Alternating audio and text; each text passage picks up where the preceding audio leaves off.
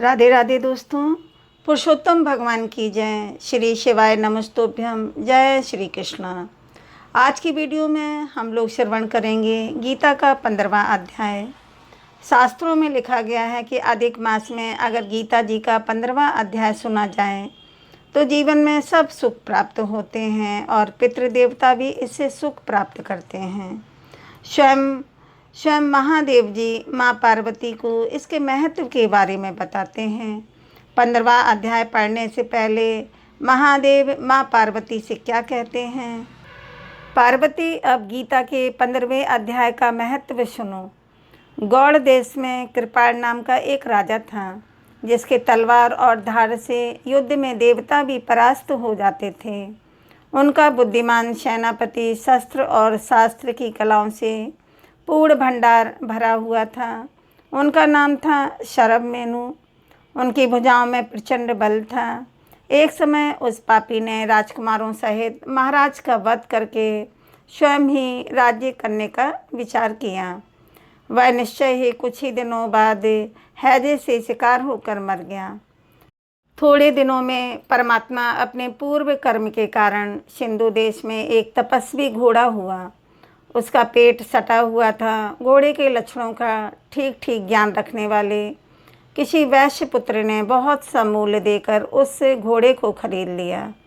उस अश्व को खरीद लिया और यत्न से उसके साथ उसके राजधानी तक ले आया।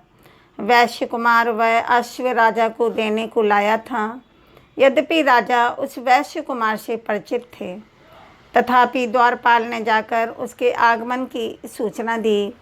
राजा ने पूछा, किस लिए आए हो? तब उसने स्पष्ट उत्तर में जवाब दिया, देव सिंधु देश में एक उत्तम लक्षणों से संपन्न अश्व था जिसे तीनों लोकों का एक रत्न समझकर मैंने बहुत सा मूल्य देकर खरीद लिया है। राजा ने आज्ञा दी उस अश्व को यहाँ लाया जाए। वास्तव में वह घोड़ा गुणों में उच्च श्रेष्ठ के समान था। सुंदर रूप का तो मानो एक ही घर था। शुभ लक्षणों का समुद्र जान पड़ रहा था। वैश्य घोड़ा ले आया और राजा ने उसे देखा। अश्व का लक्षण जानने वाले आत्माओं ने उसकी बड़ी प्रशंसा की। सुनकर राजा अपार आनंद में निर्मग्न हो गए और उन्हें वैश्य को मुँह मांगा स्वर्ण देकर तुरंत ही अश्व को खरीद लिया। कुछ दिनों बाद एक समय राजा शिकार खेलने के लिए उत्सुक होकर उसी घोड़े पर चढ़कर वन में गए। वहाँ मृगों के पीछे उन्होंने अपना घोड़ा दौड़ाया। पीछे पीछे से सब ओर से दौड़कर आते हुए समस्त सैनिकों का साथ छूट गया। वह हिरणों द्वारा आकृष्ट होकर दूर निकल गए। प्यास से उन्हें व्याकुल कर दिया था। प्यास से वह व्याकुल हो गए थे। तब वह घोड़े से उतरकर जल की खोज में यहाँ वहाँ निकलने लगे। घोड़े को तो उन्होंने वृक्ष के तने में बांध दिया था और स्वयं एक चट्टान पर चढ़कर देखने लगे। कुछ दूर जाकर उन्होंने देखा कि एक पत्ते का टुकड़ा हवा में उड़कर शिलाखंड पर गिरा हुआ है। उसमें गीता के 15वें अध्याय का आधा श्लोक लिखा गया है। राजा उसे पढ़ने लगे। उनके मुख से गीता के अक्षर सुनकर घोड़ा तुरंत गिर पड़ा और अश्व शरीर को छोड़कर तुरंत ही दिव्य विमान पर बैठकर वह स्वर्ग की ओर चला गया। तत्पश्चात राजा ने पहाड़ पर चढ़कर एक उत्तम आश्रम देखा जहाँ नाग, केसर, केले, आम और नारियल के वृक्ष लहरा रहे थे।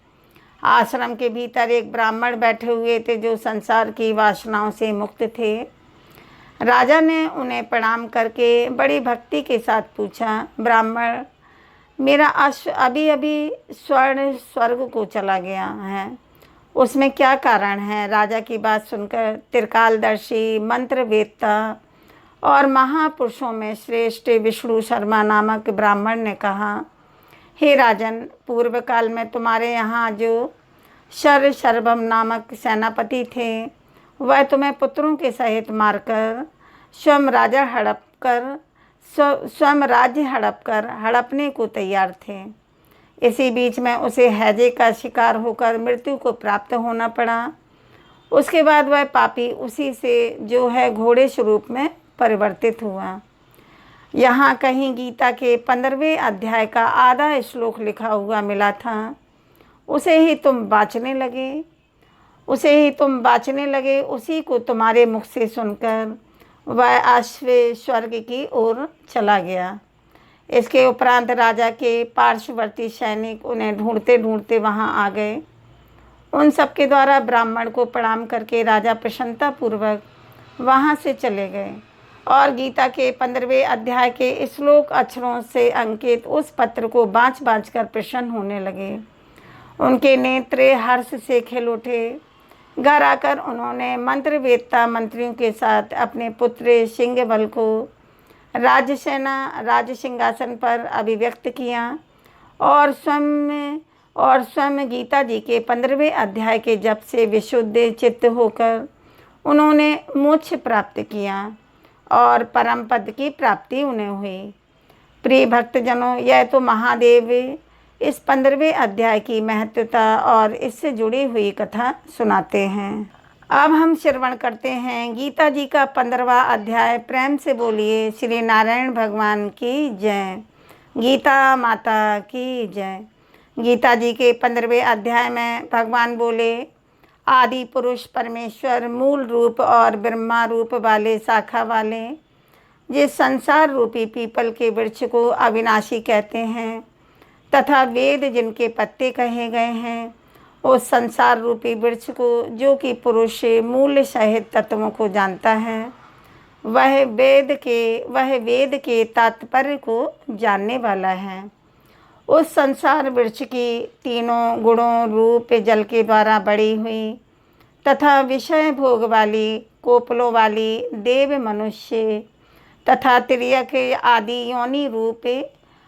योनि रूप शाखाएं नीचे की ओर सर्वत्र फैली हुई तथा मनुष्य लोक में कर्मों के अनुसार बांधने वाली अहंता ममता और वासना रूप जड़ें भी नीचे और ऊपर सभी लोक में व्याप्त हो रही हैं।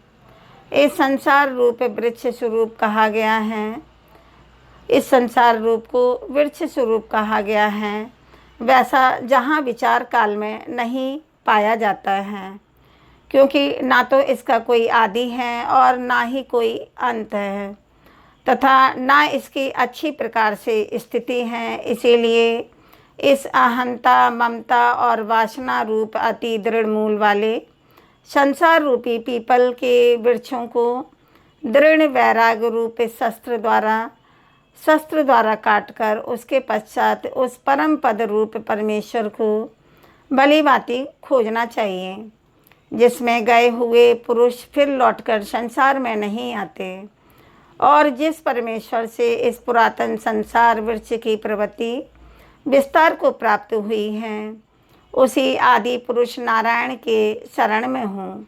इस प्रकार दृढ़ निश्चय करके उस परमेश्वर का मनन और आदि ध्यान आसन करना चाहिए। इस ईश्वर से हमारा संबंध स्पष्ट करना, जिसका मान और मोह नष्ट हो गया है, जिन्होंने आसक्त रूप दोष को जीत लिया है, जिनकी परमात्मा के स्वरूप में स्थिति नित्य रूप से हैं और जिनकी कामनाएं पूर्ण रूप से नष्ट हो गई हैं, वह सुख दुख नामक द्वंद्वों तथा विमुक्त ज्ञानी जन उस अविनाशी परम पद को प्राप्त करते हैं। जिस परम पद को प्राप्त करके स्वयं मनुष्य लौटकर संसार में नहीं आता, उस स्वयं प्रकाश परम पद को ना सूर्य प्रकाशित करता है और ना चंद्रमा और ना ही अग्नि, और उसका मेरा ही परम धाम है। इस देह में यह जीवात्मा मेरा ही सनातन अंश है और यही इन प्रकृति में स्थिति मन और पांचों इंद्रियों का आकर्षण केंद्र कहता है। वायु गंध में स्थान में गंध को जैसे ग्रहण करने ले जाता है, वैसे ही देह आदि का स्वामी जीवात्मा भी जिस संसार का त्याग करता है, उसे इन मन सहित इंद्रियों को ग्रहण करके फिर जिस संसार को प्राप्त होता है उसमें जाता है। यह जीव आत्मा श्रोत्र, चक्षु और त्वचा को तथा रचना, घास और मन को आश्चर्य करने वाली अर्थात इन सब के सहारे ही विषयों को सेवित करता है। संसार को छोड़ते हुए जाते हुए को अथवा संसार में स्थिति हुए को अथवा विषयों को भोगते हुए को, इस 3 प्रकार के गुणों को युक्त होते हुए भी आजीवन अज्ञानी जन नहीं जानते। केवल ज्ञान रूपी नेत्रों वाले विवेकशील ज्ञानी ही तत्व से जानते हैं। यत्न करने वाले योगी जन भी अपने हृदय में स्थिति इस आत्मा को तत्व से जानते हैं, किंतु जिन्होंने अपने अंतःकरण को शुद्ध नहीं किया है, ऐसे अज्ञानी जन तो यत्न करते रह गए और इस आत्मा को नहीं जाने। सूर्य में स्थित जो तेज संपूर्ण जगत को प्रकाशित करता है तथा जो तेज चंद्रमा में है और जो अग्नि में है, उसमें तू मेरा ही तेज जान, मैं ही पृथ्वी में प्रवेश करने अपनी शक्ति के रूप में भूतों का धारण करने वाला हूँ और रस स्वरूप अर्थात अमृतमय चंद्रमा होकर संपूर्ण औषधियों को अर्थात वनस्पतियों को मैं पुष्ट करता हूँ। मैं ही सब प्राणियों के शरीर में स्थित रहने वाला प्राण हूँ और अपान से संयुक्त वैश्यान अग्र रूप होकर 4 प्रकार की अग्नि को पचाता हूँ। मैं ही सब प्राणियों के हृदय में अंतर्यामी रूप में स्थित हूँ तथा मुझसे ही स्मृति, ज्ञान और अपोहन होता है और सब वेदों द्वारा मैं ही जानने योग्य हूँ तथा देवांतिका का कर्ता और वेदों को जानने वाला मैं ही हूँ। अधिकमाओं के लिए आध्यात्मिक मार्गदर्शन, इस संसार में नाशवान और अविनाशी भी यह 2 प्रकार के पुरुष हैं। इसमें स्वरूप, इसमें संपूर्ण भूत प्राणियों के शरीर तो नाशवान और जीवात्मा अविनाशी कही जाती हैं।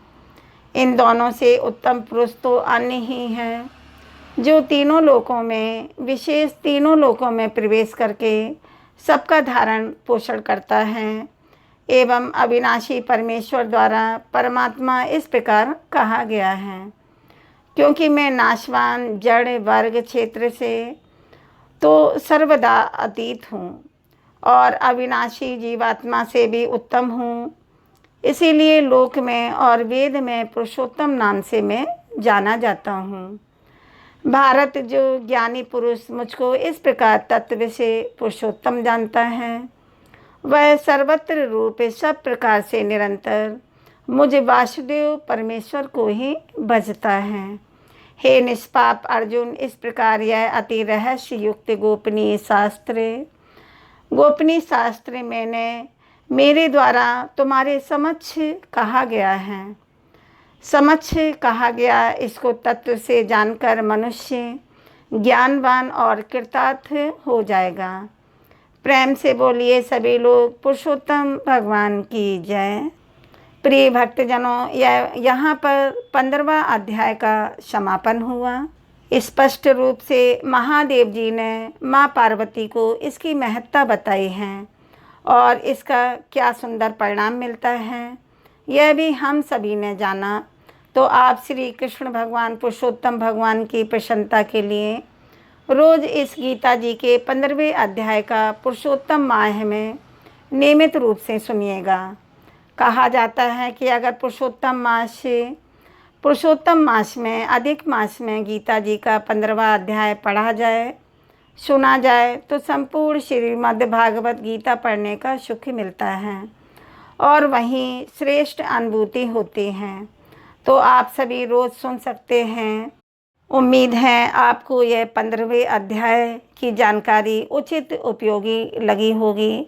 आपकी क्या राय है ज़रूर बताएं और कमेंट में राधे राधे कृष्ण कृष्ण लिखें, हरि विष्णु लक्ष्मी लिखें, हर हर महादेव लिखें। चैनल को सब्सक्राइब करें, वीडियो को लाइक व शेयर करें। अब मिलते हैं अगले वीडियो में, तब तक दोस्तों राधे राधे।